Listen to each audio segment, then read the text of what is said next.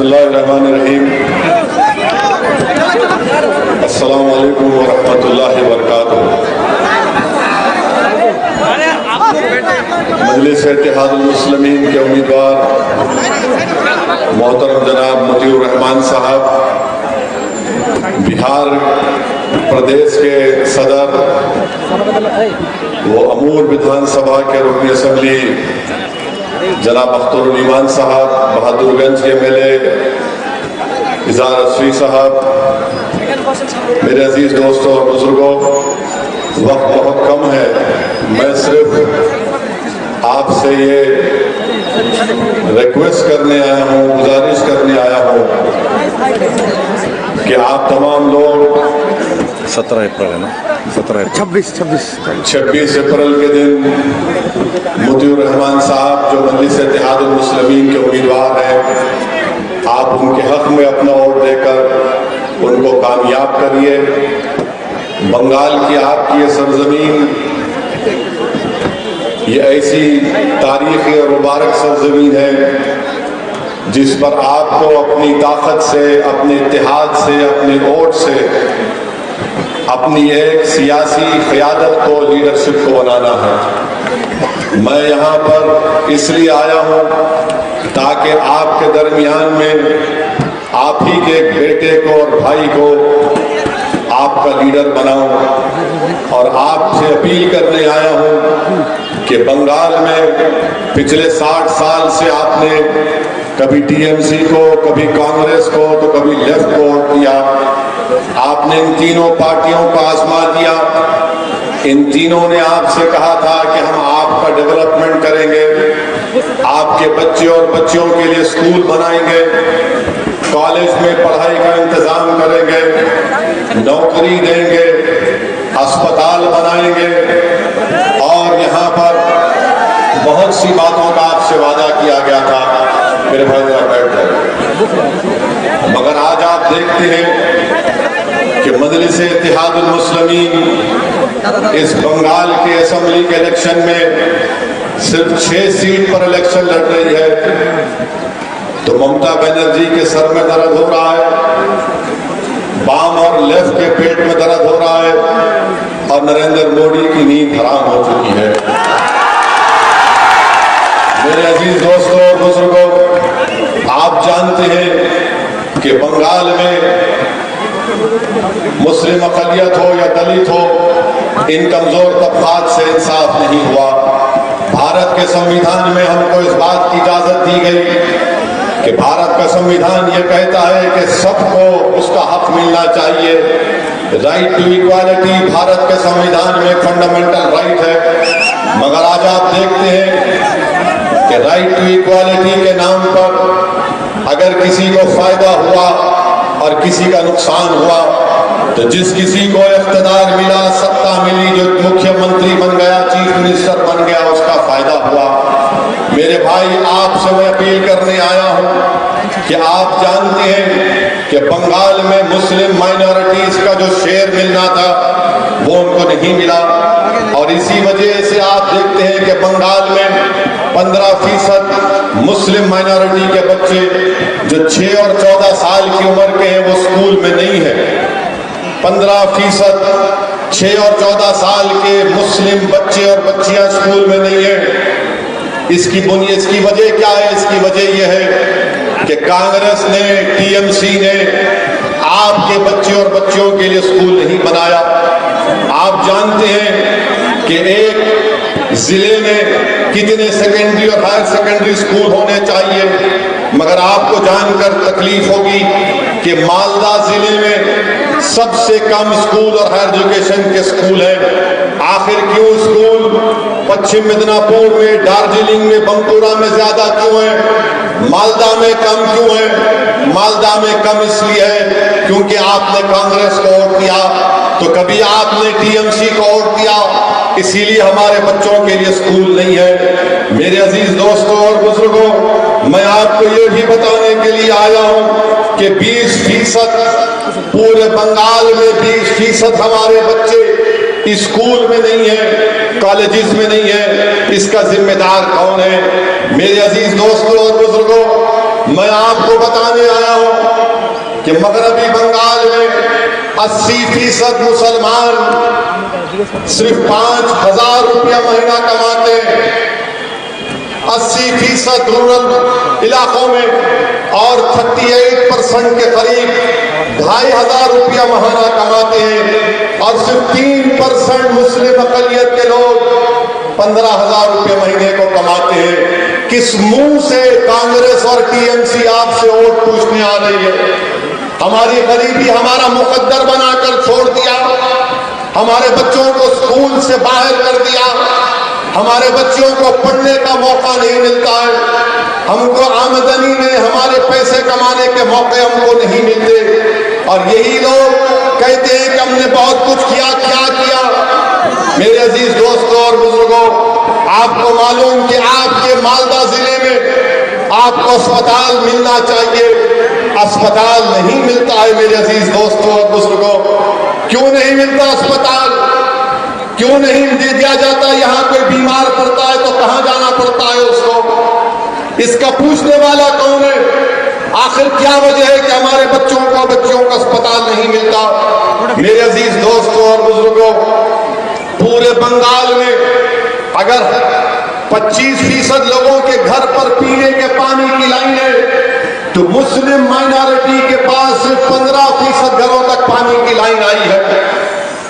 अगर 31% बंगाल में लोगों के घर पे ड्रेनेज है तो मुस्लिम माइनॉरिटी के पास खाली 11% है।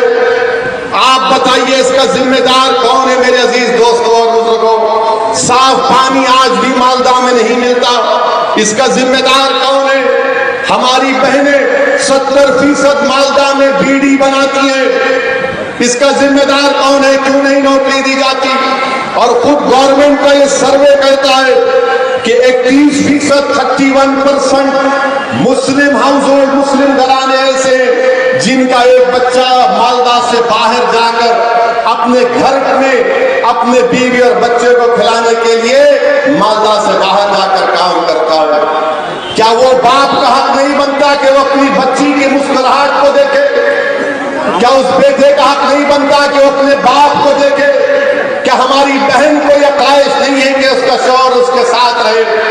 बताओ मेरे अजीज दोस्तों, ये आपकी बर्बादी की दास्तान मैं आपके सामने रख रहा हूं। जब मैं ये तमाम आदाद और शुमार आपके सामने रखता हूं तो ममता बनर्जी को गुस्सा आ जाता है और ममता बनर्जी गुस्से में आकर कहती है असदुद्दीन ओवैसी बीजेपी से पैसे लेकर आ रहा है।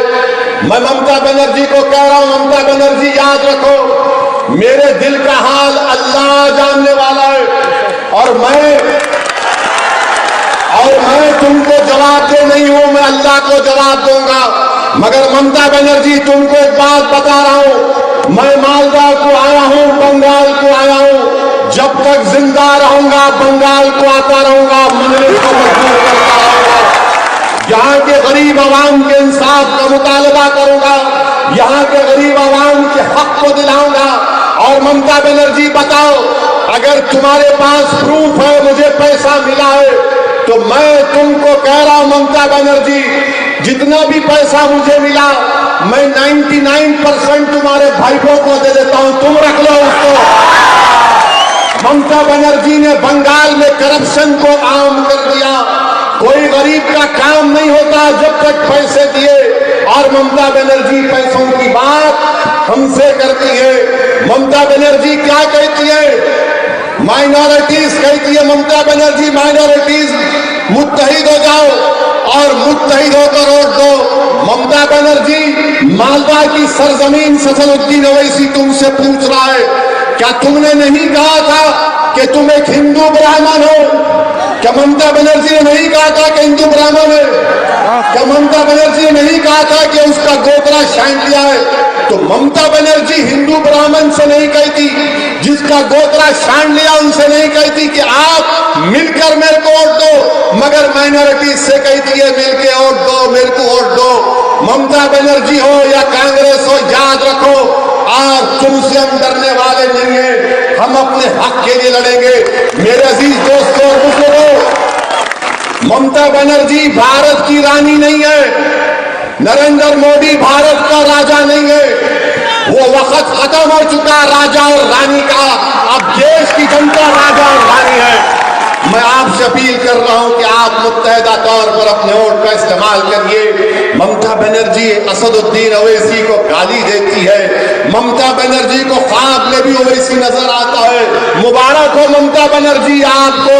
आप जितना मेरा नाम लेंगे, जितना मेरे नाम से कहेंगे, अच्छी बात है, क्योंकि ममता बनर्जी देख चुकी है कि जिस जगह पर मंजलिस जाती है, जिस जगह पर ओवैसी जाता है, ओवैसी पीछे हटने वाले का नाम नहीं है।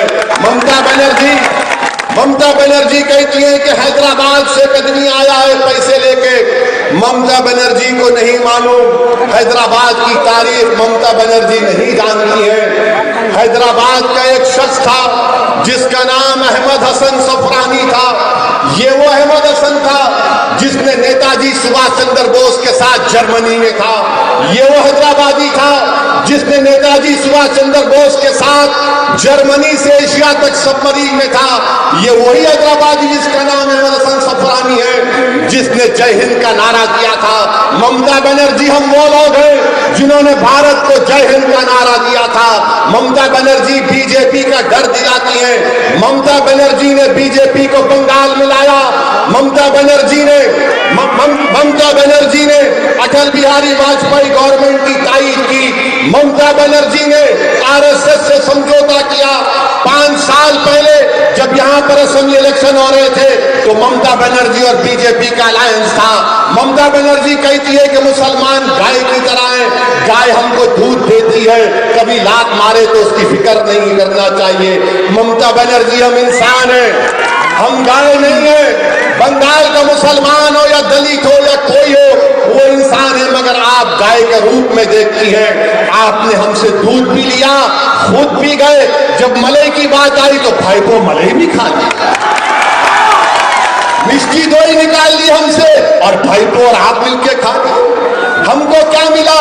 ना स्कूल मिला, ना नौकरी मिली, ना कॉलेज मिला, ना अस्पताल मिला, ना ड्रेनेज लाइन मिली। हमको क्या मिला?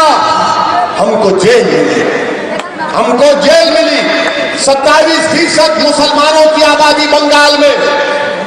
कितने नौकरियां दिए लेफ्ट कांग्रेस और ममता बनर्जी ने? 6% नौकरी गवर्नमेंट में। कितने जेल में? 37%, 37%। और मुझ पे उंगलियां उठाते हैं, ये मिलावा है। मैं मिलावा नहीं, तुम मिले हुए हो, तुम में मिलावट है। ये कांग्रेस, ममता बनर्जी, मोदी में कोई फर्क नहीं है। सब एक दूसरे के भाई बहन हैं। ये हमको बेवकूफ बना रहे हैं। मैं आपसे अपील कर रहा हूं कि अपने मुत्तहदा अपने वोट को इस्तेमाल करिए। ये डेटा आपके सामने है, ये बर्बादी आपके सामने है। अगर आपको इससे मुकाबला करना है तो मेरी आपसे अपील है कि आप यहां से मजलिस इत्तेहादुल मुस्लिमीन के अपने अपने वोट का इस्तेमाल करिए। ये कांग्रेस खत्म हो चुकी है, अब कांग्रेस में दम नहीं है। कांग्रेस खत्म हो चुकी है। यहां बंगाल में कांग्रेस और लेफ्ट मिलके लड़ रहे हैं। केरला में एक दूसरे के खिलाफ लड़ रहे हैं। कन्नूर में एक मुसलमान का कत्ल हो गया लेफ्ट यूडीएफ के। किसने मारा? लेफ्ट ने मारा। मगर यहां बंगाल को आएंगे तो कांग्रेस और वाम एक हो जाते हैं। मेरे भाई, बीजेपी अगर बंगाल में आई तो ममता बनर्जी की वजह से आई। 18 लोकसभा के सीट बीजेपी जीती। और आपसे एक सवाल करता हूं, मौसम नूर को आपने वोट नहीं दिया? कितनों ने वोट दिया मौसम नूर को? हाथ उठाओ। बराबर खुश नहीं होगा, हाथ उठाओ। फिर कैसा जीती बीजेपी? मैं तो नहीं था ना, मैं तो नहीं लड़ा ना इलेक्शन। आज ममता बोल रही है ओवैसी आया, ओवैसी। अरे ओवैसी दूल्हा है, आते रहेगा इंशाअल्लाह ताला। मौसम नूर क्यों हारी? इसलिए हारी कि ममता बनर्जी के लोग खुद बीजेपी को वोट दिए, इसलिए मौसम नूर हार गए। अब आपसे अपील कर रहा हूं कि इस इलेक्शन में आपको अपील कर रहा हूं कि आप मेरे भाई को कामयाब करिए। ये हमारा गरीब है मगर दिल का अमीर है। ये टीएमसी के हुंडों से नहीं डरता, ये सिर्फ अल्लाह से डरता है। मेरी आपसे गुजारिश है कि बीजेपी को भी हराना है। कौन कह रहा है बीजेपी को मत हराओ? मगर पार्लियामेंट में क्या ममता बनर्जी, जब हम वोटिंग का मुतालबा किए थे ट्रिपल तलाक का, तो ममता बनर्जी के एमपी भाग गए। सिटीजन अमेंडमेंट बिल आया तो ममता बनर्जी के 8 एमपी नहीं थे।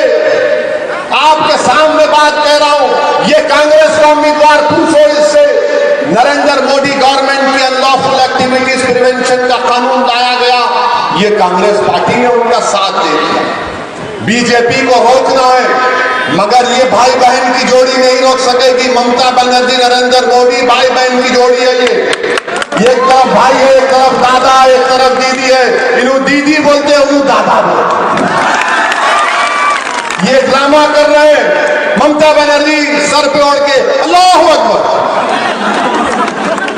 ला इलाहा इल्लल्लाह मुहम्मद रसूलुल्लाह, और वो गरीब बेचारा कितना अच्छा नहीं है, स्कूल तो नहीं मिला, कुछ डेवलपमेंट नहीं हुआ, हमारा लेबर बाहर जाकर काम करता उसकी फिक्र नहीं है।